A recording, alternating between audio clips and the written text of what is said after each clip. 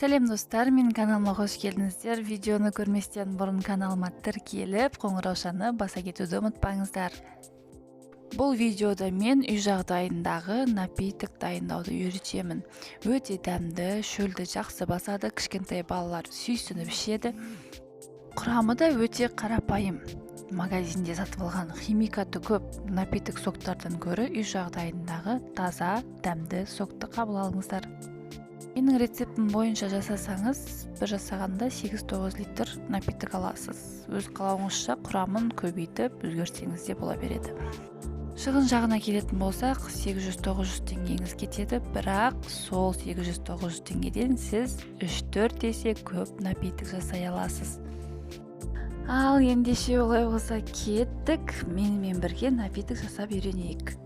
Ең алдымен үлкен қазанға 8-9 литр суды құйып аламыз да 2 кесе қантты ерітеміз. Қант ерим дегенше бір уыс смородина салып жіберсеңіз болады.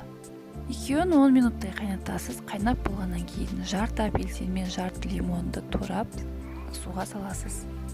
Қайнап тұрған судың үстіне каркадеден аз қасықпен 3-4 қасық саламыз. Мен көз мөлшерімен салдым. Оны салып болғаннан кейін жалбыздың, мятаның 2-3 талын саламыз. Жалбызды дайын боларға қарсы салған дұрыс. Барлық құрамын салып болғаннан кейін тағы да 15 минуттай қайнатамыз. Қайнатып болғаннан кейін салқын жерге қойып мұздатып аламыз да дайын болған напитокты іше береміз. Құрамында витамині көп напитогымыз дайын болды.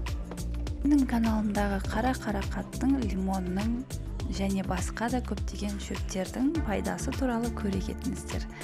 Дайындап көрсеңіз, сіздерден лайк пен комментарий күтемін.